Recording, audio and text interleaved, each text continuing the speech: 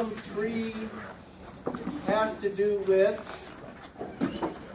g of z is 1 plus 0.5 z to the minus 1 over 1 minus 0.9 z to the minus 1 times 1 minus 0.1 z to the minus 1. 3a, let u of k and y of k be the input, output, respectively, of this system. Derive the difference equation. So I know how to do that. I was wondering about the second part of it, where you convert it back to the x domain.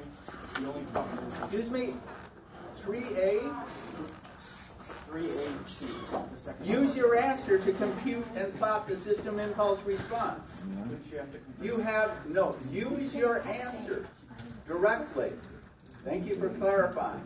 Use your answer directly to compute the impulse response.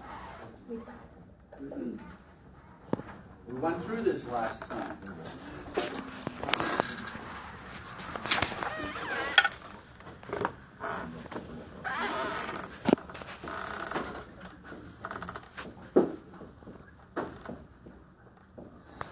There is a difference equation.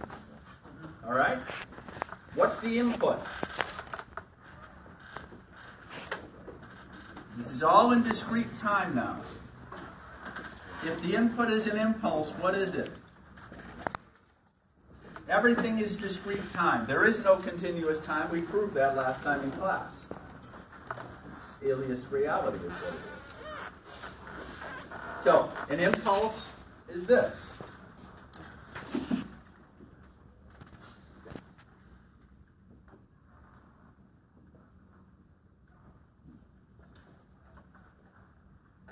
That's a discrete time impulse.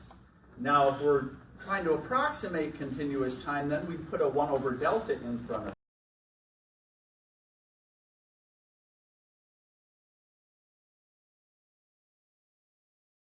Like a differential equation, when you compute an impulse response, you assume all initial conditions are 0.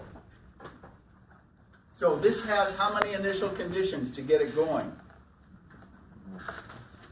When you start at k equals 0, what do you need to have to get it going?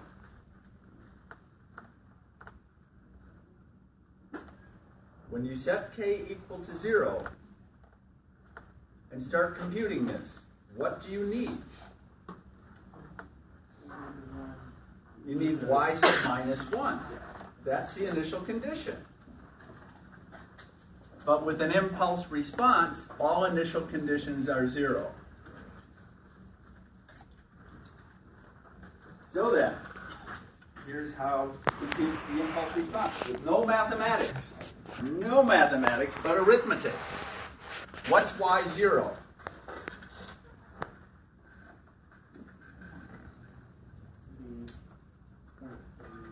What's y, folks?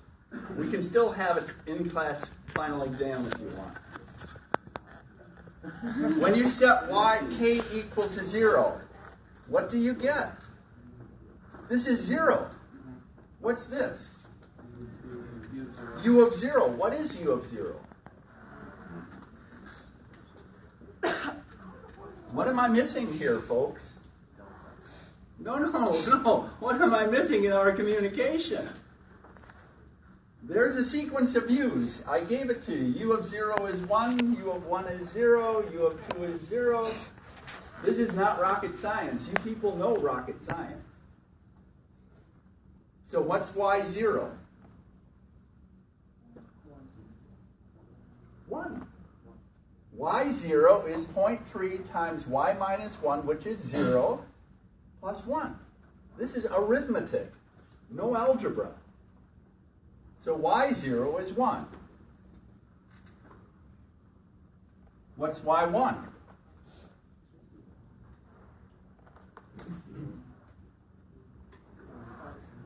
Put k equals 1. It's 0.3 times y0, but y0 was 1, so it's 0.3. What's y2?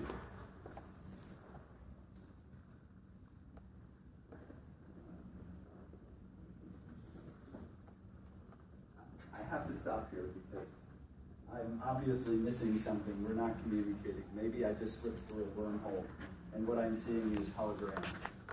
What? sorry, I don't know if we went through this specifically. Whoa. This is what I'm saying. I'm sorry if I'm sounding condescending. This is 4th grade arithmetic. It is nothing beyond 4th grade arithmetic. If y1 is 0.3 and y2 is 0.3 times y1, what is y2? How about 0.3 times 0.3? What am I missing? Tell me I'm a dickhead for having this attitude. That's fine, but I need to know because I really am clueless right now. My jaw's down here. Yeah, tell me. I don't think it's the math itself. Hold on. Let's just look at this. Do it in relation to this, though, not in relation to your homework. No, I'm not doing it. Okay, in good. General, all right, good. I don't think we discussed the k minus 1. We didn't talk about the discrete or the difference equations. We didn't do that yesterday or on Wednesday. So I think that's why we're. You don't know what k minus 1 means? No, we know what k minus 1 understands, but like the whole why you would do a y minus 1 or the y of k minus 1. No. Let's stick to this equation. I give this to a 5th grade class. And we just start stepping. This is McMath. I actually, when my kids were in Ames Middle School, this was McMath. They did this in middle school because they wanted the kids to learn how to think inductively. We just go a step at a time and we keep proceeding along. The only problem with McMath is they never gave the kids, when they were done, the upshot, which is you just solved a difference equation. They just said, oh, you got the right answer. Let's go on to the next one. So it was very good in some ways because it allowed the kids to just step through things. So step through it. K minus 1 is the point. It's the time index before k. Right? So once you're beyond, once you hit k equals 1, what is u1? Once you hit k is 2, what is u2? So for all k bigger than 0, you have this recursion. Y at the k point is just 0.3 times y at the k minus 1. So this is going to be 0.3. This will be 0.3 squared. This will be 0.3 cubed. Right? It just goes on and on. There's your integer. And that's how I want you to do it. That's why I said use your difference equation directly. Do not go to a table of z transforms. Do not go to some fancy MATLAB code, all right, to give it a transfer function and come back out with an answer. I want to know if you can just step through this thing because it's really that simple. Maybe it's too simple is the thing. I don't know. So what's y of k? Give me a general formula for it now.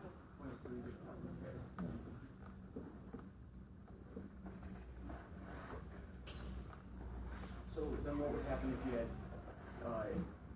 k minus 1 and a k minus 2 in the same unit? Now you're asking me. Well, oh, you mean for the y's? Yeah. Let's. Oh, you have.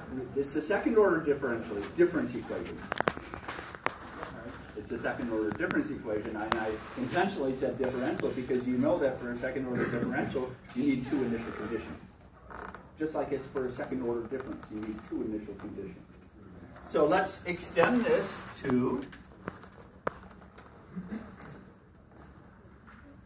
plus, say, 0.1 y of k minus 2 plus u of k minus 1. Huh? Let's really mess around with your head.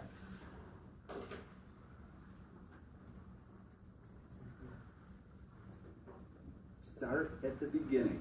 This has 2 initial, when you start at k equals 0, you need y of negative 1 and y of negative 2, right? It's just hitting you in the face. But they're both 0 because anything before 0 is called an initial condition. So what do you get for this thing at 0? What's this thing when k is 0? It's u of negative 1. Well, the impulse hasn't happened yet. The impulse is defined to be this spike at 0 and 0 everywhere else. So this is a concept. This is the kind of concept that I would feel very central to a take or an in-class exam. Do you understand the concept of recursively just walking through a difference equation? Do you understand the concept of an input and an output?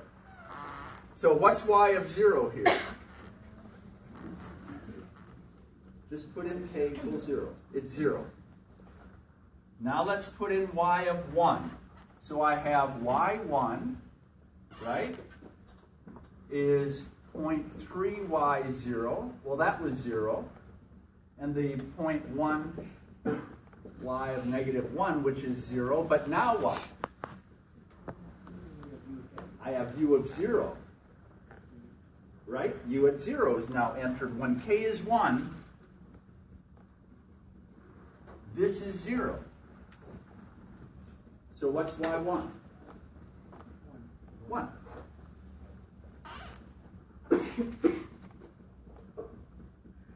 Now let's go to y2. y2 is what? It's 0.3 times y1. Well, y1 was 1. Right? Plus 0.1 y0, y, that's 0. And now this is gone. Because our index now is bigger than 0. Right? So you never have to look at this thing again. All the k's for u, when k is bigger than 0, u doesn't exist anymore. U is only there at time 0 to get you, to give you the impulse. Once that pulse is into the system, you just ignore it. Now, if there was yk minus 1 or uk minus 1 and uk minus 2, then you have to step through just a little more carefully. But this is how you step through it. This is arithmetic. But it's arithmetic that shows me you're confident enough to put in increasing time indices and just start cranking through it and see where you end up. Because you'll see the pattern here. So when y is